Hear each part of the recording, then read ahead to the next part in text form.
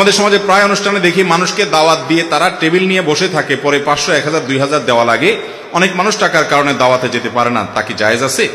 ভাই, কাউকে দাওয়াত দেওয়ার পরে যদি আপনি টেবিল নিয়ে বসেন, তাহলে আপনার চাইতে বাজারের হোটেলগুলো অনেক ভালো। কারণ হোটেলগুলোর সিস্টেম হলো আপনি খাওয়া দাওয়া করেন, যাওয়ার সময় ক্যাশের কাছে আসলে জিজ্ঞেস করে কত হয়েছে, এত হয়েছে, দিয়ে দেন। বেশিরভাগ এরকমই সিস্টেমের হোটেল আমাদের দেশে, তাই না? আর এটা হলো ঢুকার সময় টেবিল চেয়ার নিয়ে খাতা কলম নিয়ে বসে আছে, ভাই আগে কি আনছেন দিয়ে যান, খানা পরে। ঠিক না ঠিক? আমি প্রায় বলি ভাই, ডাকাইতে ডাকাতি করার সময় একটা অস্ত্র রাখে, আর এরা ডাকাতি করার সময় চেয়ার টেবিল আর খাতা কলম নিয়ে বসে, বেশ কম এতটুকু। এটা হলো ভদ্রবেশে ডাকাতি।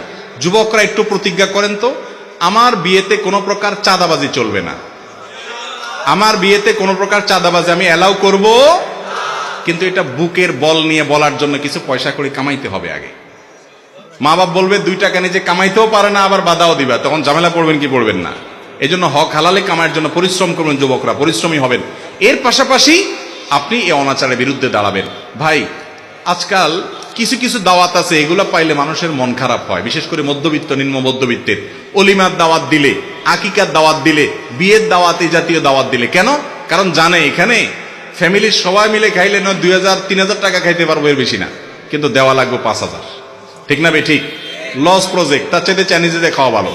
তো এই জন্য এরকম কোনো অনাচার করা জায়েজ নাই।